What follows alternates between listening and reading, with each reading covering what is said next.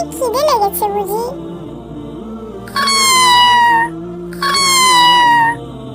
চল চল ঘরে নিয়ে গিয়ে তোকে খাবার দিই। কোথায় গিয়েছিলে ফাতেমা? আর তোমার সাথে এই বিড়ালটা কার? আসলে মা, ওকে আমি রাস্তা থেকে নিয়ে এসেছি। ও অনেক সুন্দর দেখো মা, আর ওর অনেক ক্ষুধাও লেগেছে। ওকে কিছু খেতে দিবে? ফাতেমা, তুমি তো জানোই আমাদের নিজেদেরই টানাটানি, তারপর আবার কোথা থেকে বিড়ালটা নিয়ে এসেছো? ওকে ছেড়ে দাও বলছি। না মা, ওকে আমি ভালোবাসি। ওকে তাড়িয়ে দিও না মা। আমি না হয় আমার খাবার থেকেই ওকে খাওয়াবো।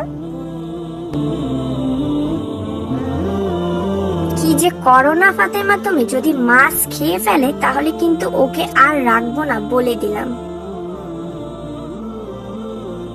এই মিকি, শুনেছিস কোনো খাবারে যেন মুখ না দেওয়া হয়, বুঝলি?